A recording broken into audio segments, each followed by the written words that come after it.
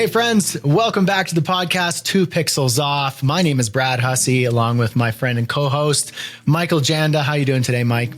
I'm doing good, B-Dog. I'm excited awesome. for another podcast. Welcome to 2 Pixels Off, a podcast for creative entrepreneurs. Yeah, it's been a couple of weeks. We took a little mini we gifted ourselves a little week break from recording, just to kind of catch up on some other things. But you know why? So it's always nice. We're 6 episodes ahead. That's why. We are so ahead that we can afford to take a break. All you podcasters out there, have you ever been 6 episodes ahead? No way. No, we are always freaking dominating. Yeah, the be ahead. There's something to be said.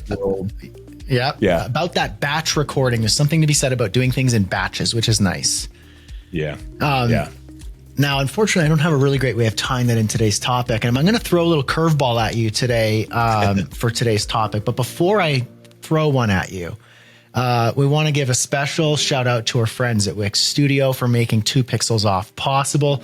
Allows us to create this high quality content and deliver this to you in podcast and video format and all of the services that you enjoy your podcasts in video or audio format.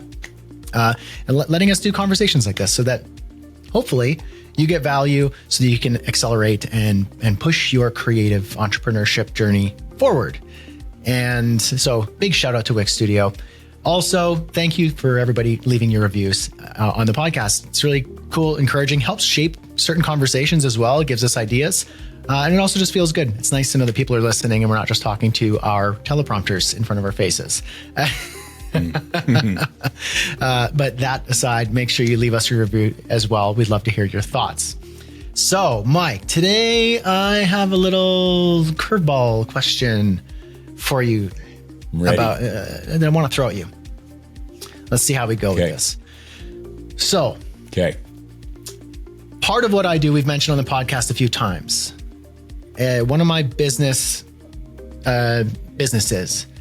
is email marketing and branding and websites for creators, the creator market, like the creator niche, but specifically creators who are established. So anybody can be a creator. You can decide right now to pick up your phone and go on Instagram and start your creator journey. And you should, if that's what you want to do and it's a part of your plan. That's not who I'm targeting. I'm targeting creators with email lists that know and understand the value that those people on the list is revenue and potential revenue and growth opportunities. They say in the email marketing world, the money's in the list. And so I'm targeting specifically, that you have a large audience that either should be converted to a list or you already have a list and you're completely overwhelmed with, I don't know what to do with this. How do I monetize this properly? I know I should be doing email newsletters and evergreen marketing and personalization, and ConvertKit just rebranded to kit.com, which is really exciting for them. But now they're repositioning themselves as a more broad email marketing operating system for creators. So there's the app market and there's a whole bunch that goes into it. So that's wonderful. It makes Kit an even more powerful tool, but I know it just makes it way more complex and difficult and tricky for my target market. If you're DIYing, you've got all the tools at your fingertips for your subscription. Great, good for you. I'm talking about people who are serving selling courses, memberships, communities on the speaking circuit, authors, experts. They do consulting virtually, and they have lists, they have clients, they make money, they are time poor and generally cash rich or have a promising business model. That's my target market. And I have served those clients. It's not in theory. I get those clients generally, sometimes just because they heard of me through referral. Other times, I reach out, and sometimes I just get more beginner clients as well. But I know that's the market, and I love that market because they don't even bat an eye at the price, and they usually are repeat customers, and I'm pretty sure I'm undercharging them anyway. And it's a fun service. So that's my email marketing kind of creative services for the established creator economy. And I call it done in one day or done in one. And so there's the context for the listeners and for you as well. The question is, how do I, in a more intentional way, target those people if I'm like making a bit of an action plan over the next, few months to really book those clients and to not wait for referrals or just kind of hope for stuff to come in passively on the side? I want to make a tangible strategy to target those people, reach out to them, and essentially book them as clients. And I know that it's not just me messaging them and saying, hey, do you want to buy my service? There's probably some steps in between there. What would you say? Yeah. And this could be applied to everybody listening with your own business and target market. How do I target those people? How do I use this, dare I say, cold outreach, but in a non-gross and useful way? Yeah. Okay. So the place that I start on this is, have you done work for this type of client before? Yes. Okay. Do you have portfolio examples from that type of client? Yes. Do you have testimonials from that type of client? So many. Do you clearly understand the problem that you solve for those clients? Almost better than most. I could probably get better at it myself, but yes. And I'm asking you all these leading questions, but everybody who's listening, because I know you know the answers to these already, but everybody listening, these are the questions that you ask at the start. Before you go and start reaching out to people, you ask yourself these questions. So that last one was, do you clearly understand the target market or the problem that you're solving for the target customer? And you said yes. Can you articulate, and this is a rhetorical question, but can you clearly articulate how you solve that problem for the target customer? Usually so well that when they get on the call, they just want to know when we can start. And I've done that on my sales page and I've memorized certain points. So yes. Yeah. Okay. So that's the batch of questions that you need to answer at the start. And I know that Brad already has all this in place and he's a seasoned marketer, and I knew he was going to know that. And I've seen his landing pages and things for this service. So I knew that those things already existed. But those of you listening, that's where you start. You've got to have those things in place before you can take a niche offering to market and try and nurture a cold lead into a paying customer. Okay, so the way that we did this at my agency, and I'll just give you an example of one of our clients. So Google, they were a client of ours they were our biggest client for like the last 4 years or so of my agency run. They were the biggest client, annually spending more than any other client with us. And it all started with one project. And that one project was for one of our contacts who used to be at ABC Family that was a client. They got a job at YouTube and they wanted us to do some work for them at YouTube, which made us a Google vendor. So we became an approved Google vendor and got on Google's agency database. And now we were open season to be able to market to Google people. Now, what did we know? We knew the answers to all of these questions. We knew who the target client was. It was Google marketing managers. We knew that we had done successful work for one client at YouTube, not for tons, but we had one client at YouTube. We had tons of high profile testimonials and high profile work for other tech companies and for entertainment industry companies. So we could use our portfolio to prove that we can do what we say we can do to our clients. And this is why you ask yourself, Brad, this question, okay, do I have portfolio samples, examples of me doing this service for other people in the past? If you don't have that, then make up concept projects. You want to target creators, authors, and things, Brad. If you didn't have case studies already, then make up a concept project, invent an influencer or an author, design a book cover, design a website, design a landing page, design a sample email, design a little logo and a brand, and then create a fake case study and call it a concept project. That's what you would do. For those of you listening, if you don't have examples, do that for the target customer. If you're going to go and target restaurants, then have 3 concept projects in your quiver to be able to try and land other restaurants. If you're going to be targeting Googlers, like we were in this example, then we needed Google projects in our portfolio or similar to Google projects. So other tech industry or high profile, high budget brands in the Bay Area even. And Google's all over the place now, but their main headquarters in Mountain View in the Bay Area. We had other clients in the Bay Area. And so we were leveraging those clients and being there to show that, yes, we belong in the Google world. Okay. So you have those things, and then you have testimonials. Now, what you do, the first step of this is you create a landing page.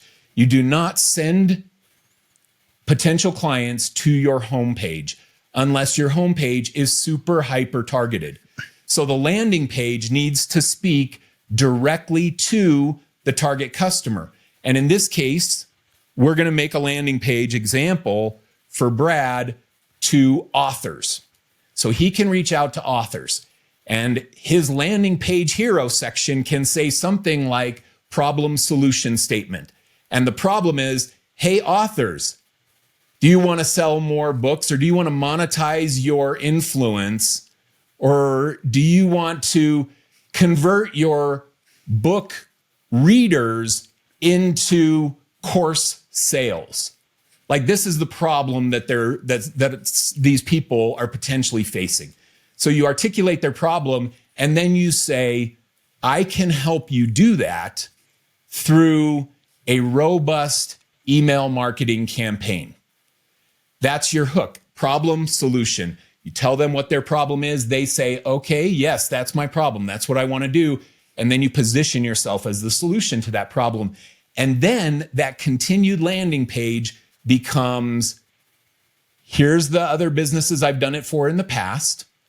Here's a testimonial from another author that I did it for in the past who said that they had X percentage return on investment, or they got X percentage of revenue, or they got X growth in sales. They got some kind of response. Or working with Brad was the most amazing thing. I can't believe how much my business has grown since he implemented his email marketing system. So you have that testimonial. Now your landing page, and then a call to action. And then your landing page essentially becomes, hey person, this is your problem. Hey person, I'm the solution. Hey person, here's other examples of when I solve this problem for other people. Hey person, here's a testimonial for someone just like you. Give me a call and I'll do the same thing for you, done in one day. So that's the approach. Now, with that in place, you can go to market and you can start nurturing potential clients and converting them to from cold to potential buyers of your service. Okay, so I'll pause there because I'm like on a soapbox on this, Brad. What color commentary do you have to add or other insights to this first phase of the conversation? Oh, I love it. I like it because I'm kind of like one part host and one part student here, taking notes. Yeah, so genuinely, right? But it's like, I can also add some color to this, which is, I like that you mentioned creating specific landers or landing pages that are targeted. It's not just like your general page to your website that says your agency and what you do in general. It's like a targeted thing. So if I'm going to use my example, so done in one day or done in one, I actually got donein1.co is the brand name. It's extension of my agency, which is Brightside Studios. But I was like, no, I want a targeted offer. It's a productized offer. So in one sense, it's pretty targeted already. But creators is a very broad niche. Like I just did work for an HR consultant, but I also did one for an automations expert for nonprofits. And I did one for like a coach for in the health and wellness space. So they're all creators with email lists and audiences, but their niche is very different in what they do. But it usually comes down to, you know, consultant, speaker, like a course creator, you know, community leader or community founder. So it comes down to these sorts of kind of broad topics that you can drill down further from creator. And so I like the idea is what I think I would do is I created my general page, which I kind of already have, and it works very well, but it doesn't name one type of person specifically.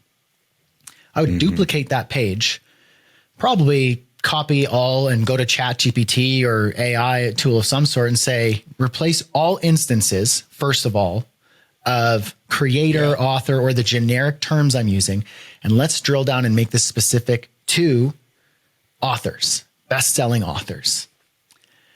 And then it will replace all those. And then I would say, where are all the instances where I talk generally and I can make it specific to best-selling authors? Give me some suggestions. And then I would go through my testimonials. If I have any authors there, which I think there's one or two, I'd highlight them. Or just kind of curate some that might be most interesting to the authors. And then I have some generic, here are the problems you struggle with. I could probably specify those into something more like selling more books. You're on the speaking circuit promoting your book. Those book signings get pretty tedious, don't they? And then you just talk about what they know intimately and feel.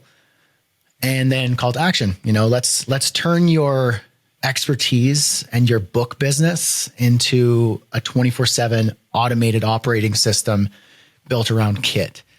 Let's talk. We'll get it done in a day. Yeah. Then I could see now I'm armed with the marketing piece that I have in my pocket or my quiver, let's say, to go to market, which you mentioned was kind of the next step. And now I can start, I'm assuming, reaching out to some of these authors, getting some conversations started, ultimately sending them back to my specific author sales page.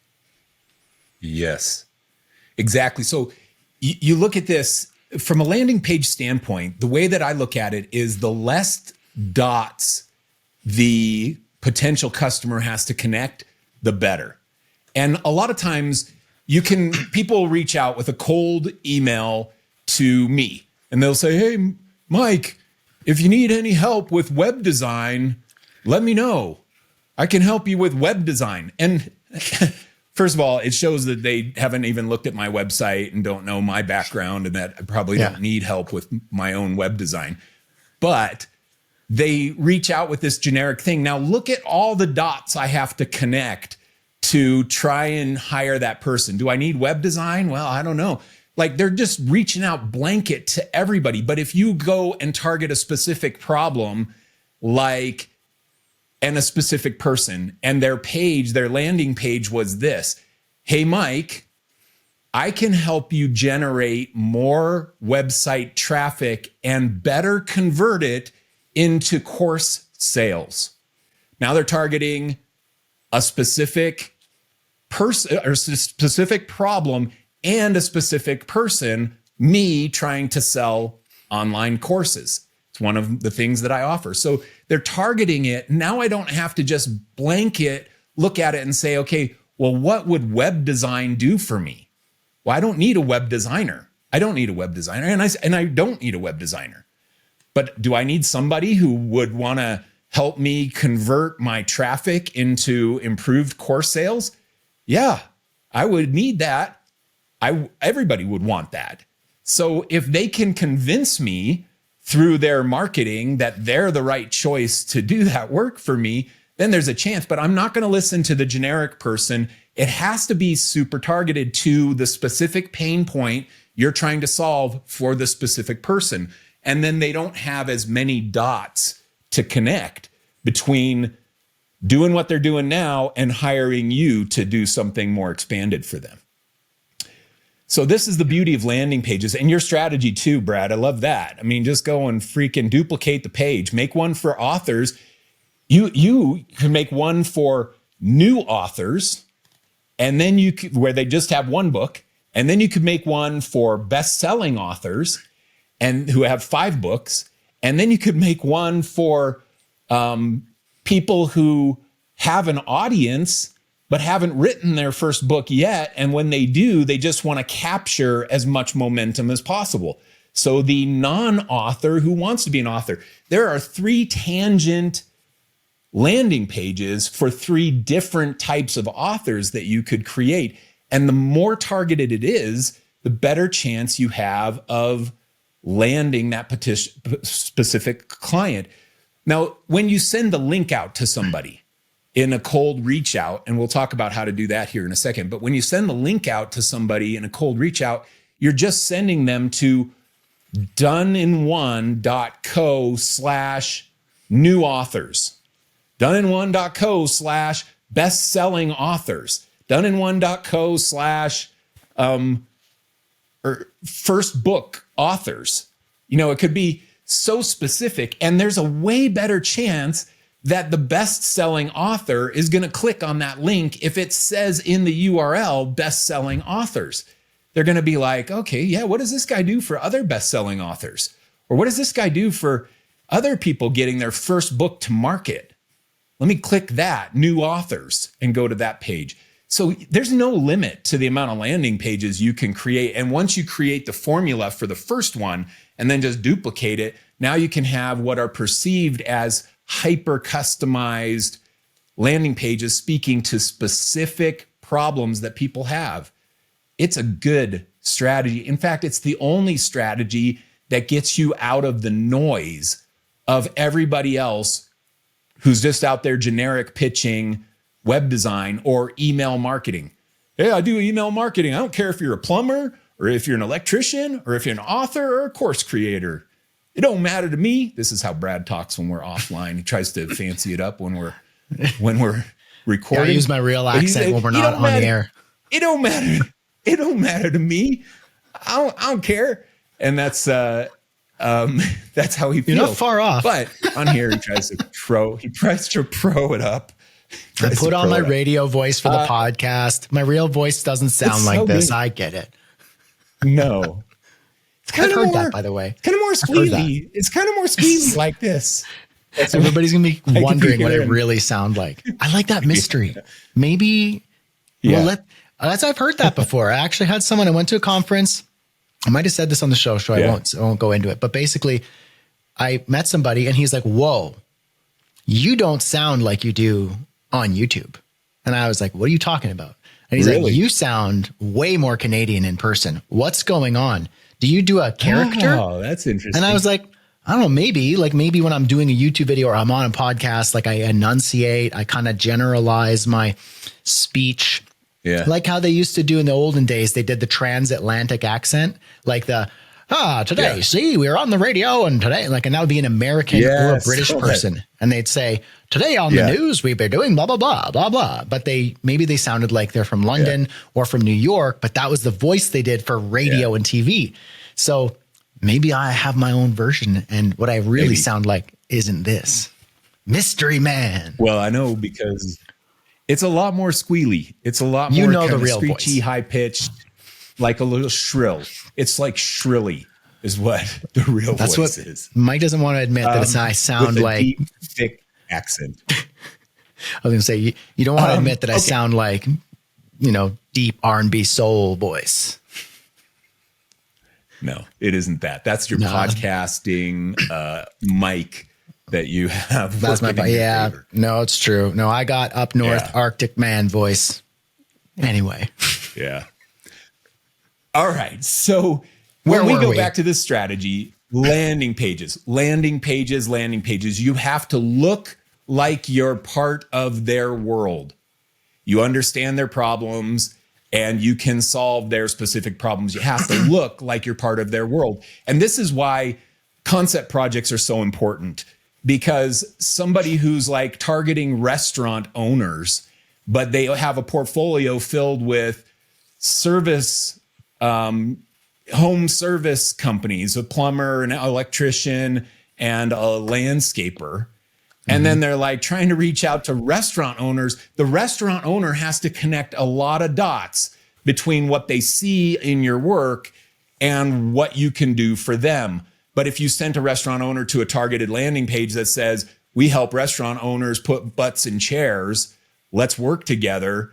And here's 3 concept projects of what we can do for your restaurant. And here's a testimonial from a client. Doesn't, in the early time, if you don't have a restaurant client, then just put the client's name down there and don't put the company. Put still the testimonial. So here's a testimonial from Sally J, and you don't put the company on it. And Sally J said, Brad Hussey, although his voice was screechy and shrilly, was great to work with. And so that can be the testimonial that he puts on his page. Now, And you don't put on there that Sally J was actually the owner of an electrician service company. Okay. So landing pages, hyper niched, targeted landing pages. Now we did this going back to Google. I'll give you that as an example. Google, we became this Google vendor, and then we started marketing to Google marketing managers. And we went to find them on LinkedIn. And this was our approach. We scheduled a trip to go visit our one client at YouTube, who was also a friend. We had worked with him for like 5 years at ABC Family. So it was an easy, hey, we're going to come out and let's go to lunch. And one thing that was great about going to lunch at Google or YouTube is that you just went to lunch at their cafeteria, and it's just go to the counter and pick whatever you want for your food, because they have free food. So anyway, we never had to take the people to lunch. We just eat with them in their cafeteria area. And this was the approach, though. We would say, hey, we're an approved Google agency. We just finished a project for this department at YouTube. Here's a link to the project. We're going to be in Mountain View next week. Do you have 15 minutes where we could just get a bite, have a soda, get a coffee, whatever the right terminology was, and just talk about how we could potentially help your department? And so we would go onto LinkedIn and search for Google marketing managers. And then we would set up as many of those as we could. Now we had an in because we were a Google agency, and we created a landing page that was riseragency.com/Google. And it was all just what we do for Google. And it was all our services, case studies, everything on there was Google. Testimonial from Google, call to action from Google. That's what we had. And that's what we sent to them. We did not send them to our homepage. We didn't mind if they went to the homepage because our homepage was filled with cool work for other companies, but we wanted to highlight that we understand them. We look like we're part of their world, not our world, our agency. We wanted to look like we were part of them. We even used Google's color palette as our color palette on our landing page. So we looked like we were Google. We were part of Google, which we were because we were on their agency list. Okay, I'm going to share my screen, Brad. Do you have color commentary while I'm getting my screen shared up? Yeah. Now, what I think is neat about that is, especially the part where you said, look like you're part of their world. There's something that Seth Godin said. It was like, people like us do things like this. And it might have been in his book, like the Icarus Deception, or one of them. He has kind of his own vibe, but people like us do things like this. And I very much attack the Done in One brand in that way, because I'm a creator. I have an email list. I'm established. I've been doing this for 10 plus years.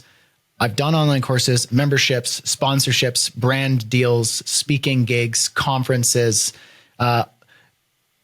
personalized automations, high ticket, low ticket, one to many. I know all of it. I know the entire index and rubric that comes with the creator business in an established professional full-time way.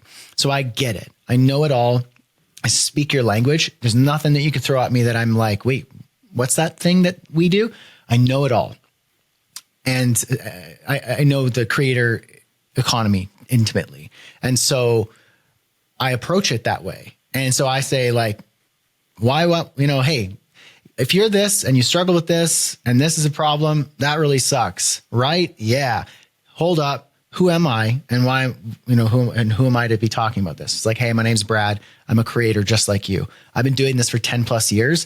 I have an email list of this. I have students, this many students across the world, from courses to memberships to brand deals, blah, blah, blah, blah, blah, blah, blah. I've been through all of it thick and thin, lots and lots and lots of failures and experiments and embarrassing moments and a handful of wonderful wins that has sustained me for the last 10 plus years. I get it. And I know the struggle that comes with this. And creators like us are smart, and we use Kit to do our email operating system because of X, Y, and Z reasons. You get it. I get it. But you know what else is really difficult? The fact that Kit lets us do so much, we don't know where to start. You're the expert at selling out speaking circuits. You're the expert consulting HR teams. Are you the Kit email marketing automation expert? No. Guess what? I am. That's my bag. And I can get it for you done in one day. Or we'll do the whole 1 week brand, web, and email package, or the unlimited subscription service. And it's done in one. It's like this. I get it done. You don't even have to think about it. Plug me into your system and you'll be happier than a pig in mud. What do you think? Let's talk. And it goes, it works. And so because I look like I'm part of their world, well, because in this case I am, but you can also not be, let's say your target market is dentists, or HR firms. Like you don't have to be an HR firm to like talk like HR firms. Like you can position yourself as like, hey, this is my world. Like I'm passionate about serving this world, and you can use their lingo, their language, their color palettes, their style, use the names in the industry that they know, the techniques that they know, use the style that they know so that you're not just coming out of left field and you're not personalized to them. Yeah. Yeah. I think it's a big, powerful strategy is the make sure you look like them and talk like them. And look like them means reduce your brand and let the industry you're trying to target's brand shine. So Brad's not going to target authors with a juvenile kind of super colorful. His brand is like red, yellow, and blue and designed like a, kindergarten class brand. It can't look like that. It has to look or fit within the world that you're trying to serve. Now, authors is a tricky one because that world does not have a specific kind of look. But you look at a lot of other industries and they do. You have service industries, plumbers have a specific kind of look. Tech startups have a specific kind of look. Just look in your freaking app store if you want to know what the tech startup world looks like. It's, a clear icon and a minimalistic word mark for your logo and some kind of bright color. You can design in a style that resonates with the industry you're trying to reach. You just can't try and win restaurant clients with a portfolio full of plumber websites. That's the bottom line of it. Okay, so let's go to this LinkedIn strategy, Brad. I looked up just now author on LinkedIn, and I set my location to Canada. So here I got 87,000 results on LinkedIn of people who match author and Canada. So and I'm not going to use first names. If you're watching this video, you can obviously see the first names, but you could do your own search if you want to see these people. This is in no way trying to highlight specific people or trying to encourage you to reach out to the exact same person that we're going to use as an example here. In fact, don't do that. Let poor Tessa have a little bit of privacy before everybody who listens to TPO decides to bombard her with messages. So Tessa is one of the first links that dropped on here. And I'm going to click on Tessa. It says she's a writer, a baker, and a cookbook author. Brad, writer, baker, cookbook author, does that meet the potential persona that you're targeting? Yeah, I think if she is established, even a creator, if I found out by little research that she like did videos or YouTube or had a cookbook or Instagram or something like that, I can go, that's the next probably step. has a list. Yeah. Okay.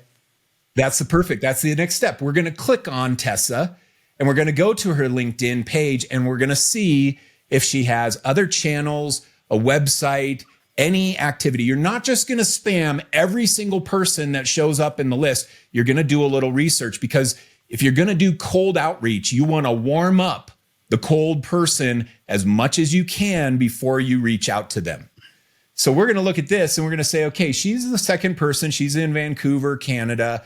And we're going to look at the contact info. All she has here is a LinkedIn profile that I can see because I don't pay for LinkedIn. She worked as a brand storyteller at O2E Brands, which is interesting. And for the last 13 years, she's had her bakery shop, Sweet Bake Shop, and she's a cookbook author.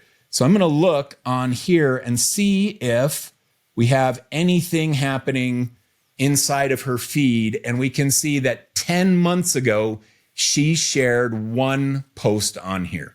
So she's not active on LinkedIn.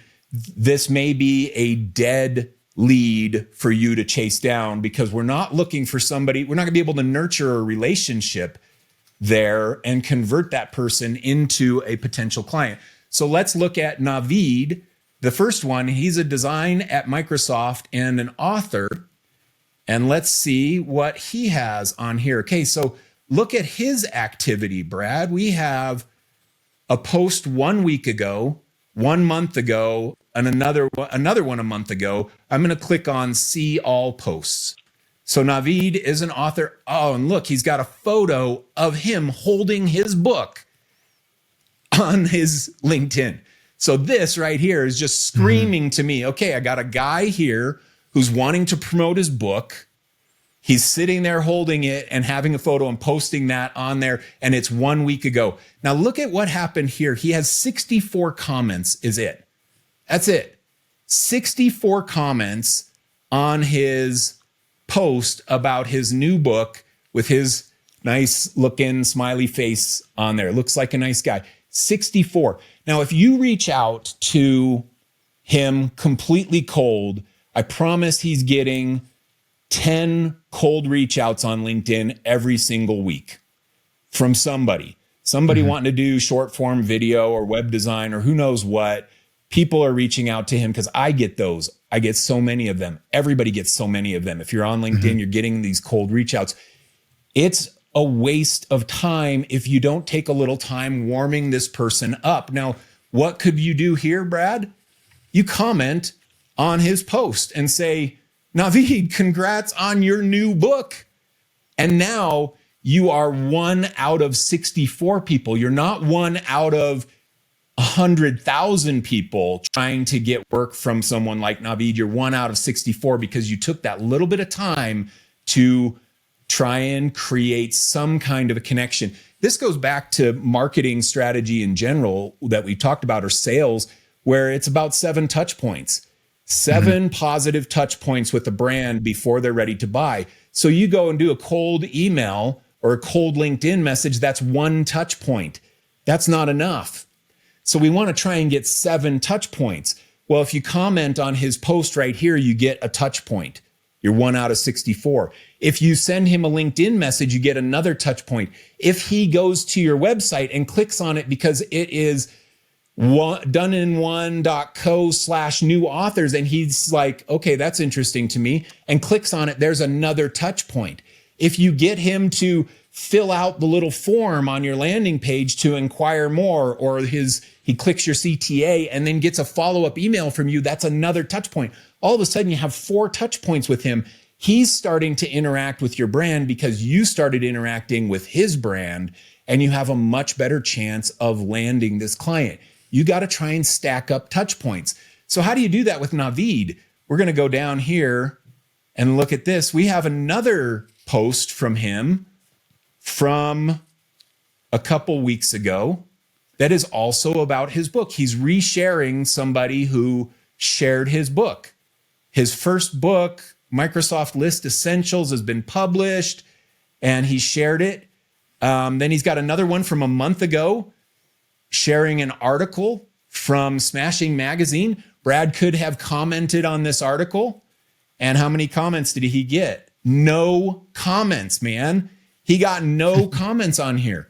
So if you're the one who comments, and then the next post you comment, and then the next post you comment, all of a sudden Brad Hussey is a name that seems familiar to him. And then when you drop into his inbox on LinkedIn, he's like, oh yeah, that's that Brad Hussey guy. I've seen him in my comments a few times. And there's a better chance that he's actually going to click on your message.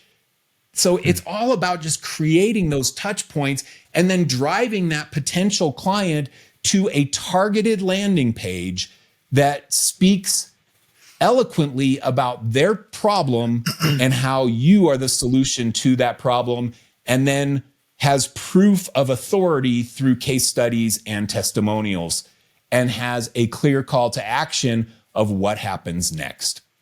That's the general process that so many people are not following. And I can't believe it. They're just spamming out 10,000 random people on LinkedIn trying to sell web design with none of that in place, none of the actual work in place. I believe that, and I don't know numbers on what the conversion would be, but I believe that if you do this in a targeted way where you've nurtured some of these people, you're going to get your 1, 2, 3% return or conversion instead of the 0.01% conversion that you're getting by cold spamming 10,000 people. All right. I'm on a soapbox today, man. I'm riled up about this because most people don't do this right, or they don't get it. They don't get it. No, it's so good. It's so good. And what I love about it is that it's like the answer to your business opportunities problem, or let's be a bit cleaner about that. The answer to your lead issue is hiding in plain sight. And it's not hidden behind anything. There's no secret sauce. There's no like secret guru, on Instagram or TikTok with like the magic sauce that nobody knows about. It's like the answer to your leads problem and ultimately your customers problem is hiding in plain sight. It's so normal and ordinary and average and realistic and accessible of advice that people don't see it. It's almost too easy. But the reality is people won't do it is because they're looking for the silver bullet, the quick answer. Because what you just told me, let's say with that Naveed gentleman or the lady before, let's say I did this work. I'd need to create some sort of CRM or even just like, sticky notes to keep track of what I'm doing here. And let's say I found 20 people. That's 20 people that I know are good fits because I spent time, probably 10 to 15 minutes per person, just researching them. And then another 10 to 15 minutes per person initiating a first point of contact. And then another 10 to 15 minutes doing another one. And let's say I've got 20 people and I'm spending about 20 minutes per person each touch point until I get them into, say, my automated email funnel, which is what I get people to do, which is what the service is. So I practice what I preach. If I can get you on my landing page and get you to put your email in to get more info about how this really works, they get my 10-part email sequence, and it's cheeky and it's to the point, and it touches all of these points. It does all the right selling. It's answers the questions and it sells the service. if I can get them to the point where my email takes over for the next 10 touch points until they book a call with me, then okay, I've automated that part. But there's about 3 steps prior to that or 4 steps prior to that with these 20 people that I'm manually researching, commenting, being actively participant in their activity online. That's going to take me a few hours a week, at least. People don't want to do that. And they don't want to do that. They want to know like, well, no, what's the real way? You know, like what's the secret? Does it go viral on TikTok? Is it like some sort of lottery? It's like, no, man, find 50 people, hustle and be authentic and do really unscalable, ordinary stuff like what a normal person would do to be interested in them. Get them to the point where maybe your marketing funnel can take over, but you got about 10 to 20 to 30 hours of grunt work prior to that with these 20 people. And they're like, never mind. Yeah. I'm going to go and get a job somewhere and complain about it. Bye. Yeah. Or what they do, I'm going to pull out my analog calculator here. Love it. And do a quick little math thing. Okay. If you say, let's say your cost to do business is $50 per hour. Let's just say that's how much you cost to do business. And you're going to start spending 5 hours per week on this. That gives you 20 hours per month. Your investment is $1,000 a month of your time. Brad, what do you sell? Like give me a price point, website. Give me a price point for a website that we talked prices on other episodes, but give me a price point of a website. Kind of where's your starting price on that? Yeah. Okay. And we'll keep it in the done in one brand because part of it that is we do it done in 1 week. It's a 1 week website. It's got scope. It's contained so it doesn't get out of control. And that would start at 7,500. Okay, 7,500. Do you think that a $1,000 investment to land a $7,500 client is a reasonable cost per lead? Oh yeah. You spend $1,000 and you make an extra 6,500, then you could do that all the time. It totally is. And so this is the mindset. This is the business way of thinking, is that I have a cost per lead or a cost per acquisition. Those are the business terms. And if you watch Shark Tank and stuff, and you'll hear them ask those kinds of questions when their person's up there pitching and they're like, how much does it cost you to get a client? How much does it cost you to get a customer? And they'll say, oh, well, it costs about $30 to get a customer. And how much do you sell your product for? We sell our product for $38. Okay, you have your margin's too low. That's what they'll say. Your margin's too low. Or they'll say, okay, it costs you $30. You need to be charging at least $60 for your product in order to have that cost per acquisition be the right number. They go and they do that. They ask that question, and you need to ask yourself that question. So you are going to invest something to acquire clients. What do you want to invest? You can go and try and buy ads, and this is what people want to do. They want to just make it. I need the magic ad. Or they go and invest time making Instagram posts, or they go and walk around conferences and not talk to anybody, but they're walking around. They pay $800 to go to a conference. They listen to some keynotes and they wander around hoping that people are going to give them work. But you're spending money on acquiring clients. In this example that we're talking about today, you're going to spend money, $50 an hour of your cost to do this for 5 hours a week, $1,000 of your time investment each month, with the hope of landing clients that pay you more than the $1,000 that you've invested into this strategy. It works. My strategy and my cost to acquire new clients, I would go and travel to my hotbeds. Like I mentioned in this, we go to Google. Okay, so I take two or three people. It would be me and one at least, or sometimes two of my people. And we would go to the Bay Area, and we would usually spend 3 nights there. And so you've got 3 hotel bills at, say, $400 a night each. You're at $1,200 a night, 3 nights, $3,600, plus a rental car for $500. You're at $3,700, plus flights for 3 people at $300 each from where I live. So you've got almost $5,000 there.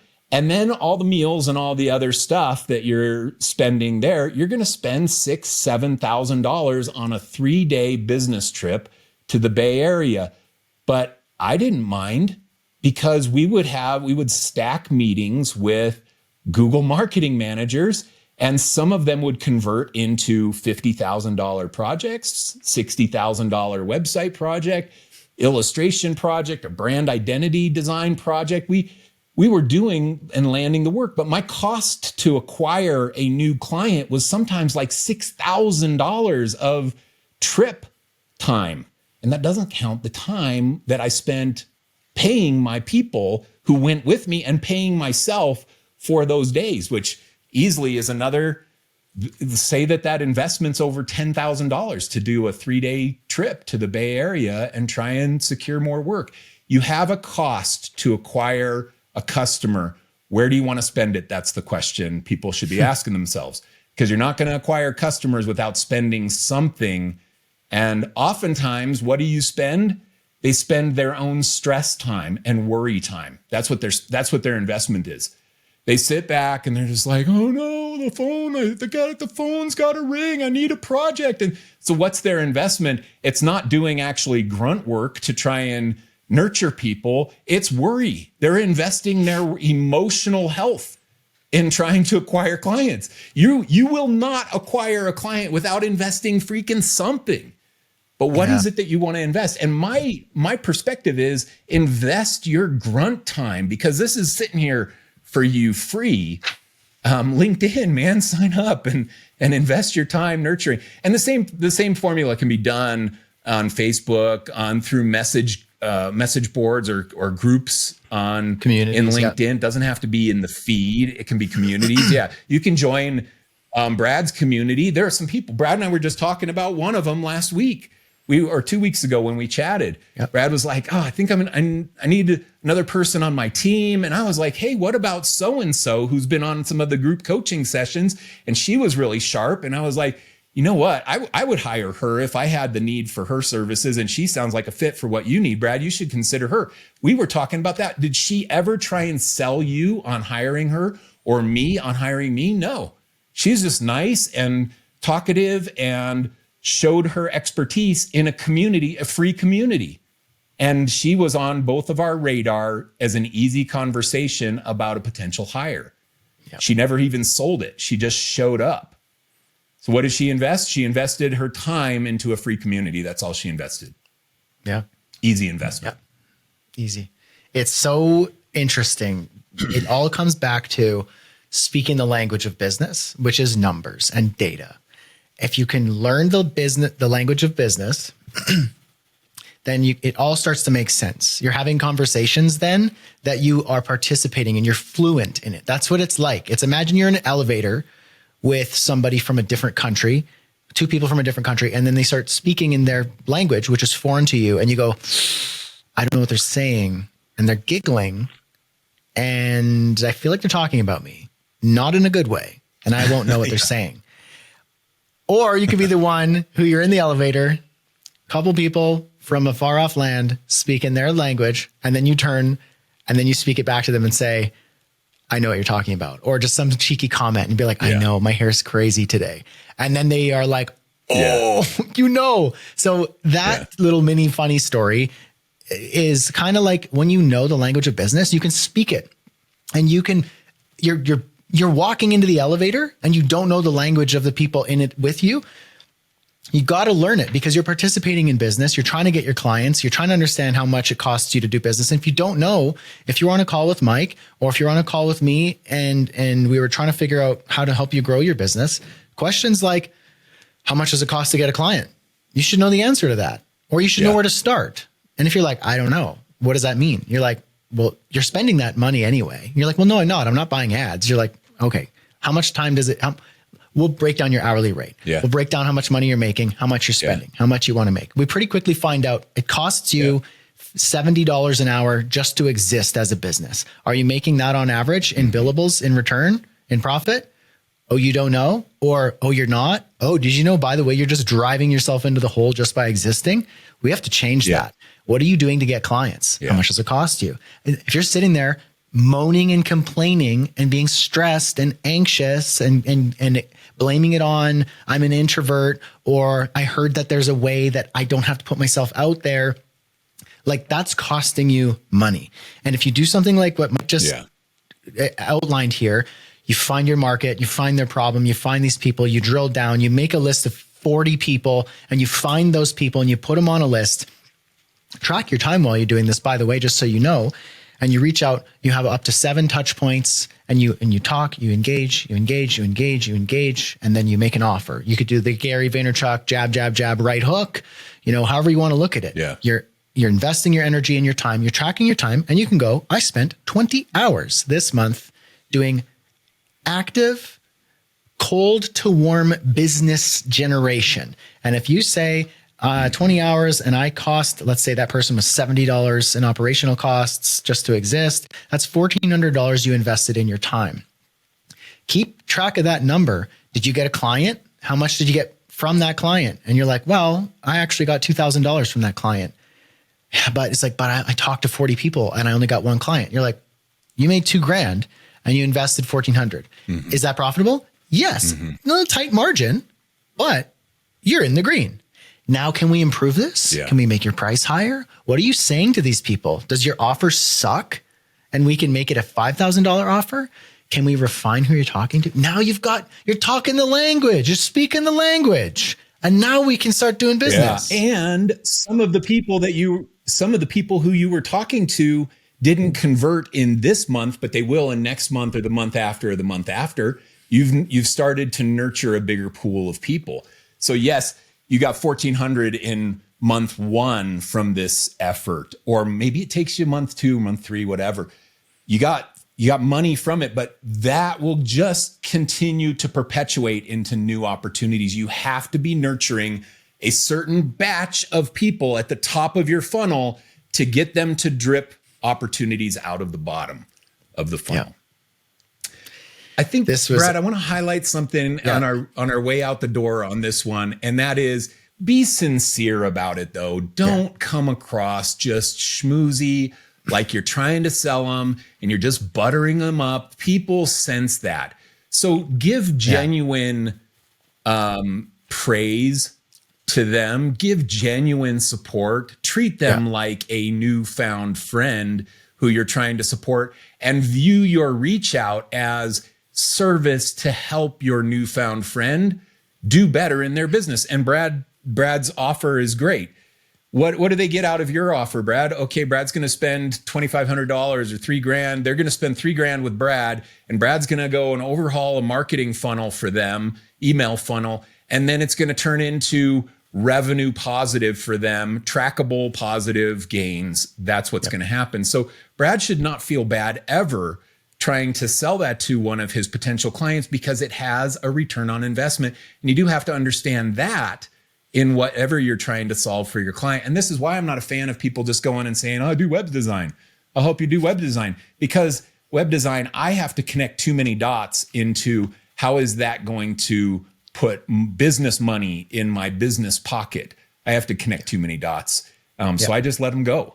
But if you reach out and try and show them that this is an ROI positive thing that you're offering, then it's beneficial. It's easier to sell. And ROI positive doesn't always have to be money. I think we've talked about this before too.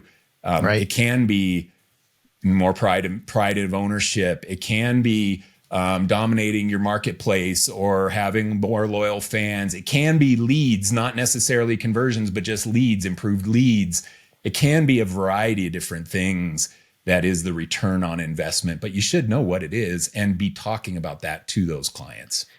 Yeah, that ROI, the big part of it is, money for sure. And it all kind of ties back to that, but stress, frustration, part of what we were talking about with me trying to hire somebody to help me out in growing my operation is I needed some assistance to do certain tasks, a lot of tasks actually.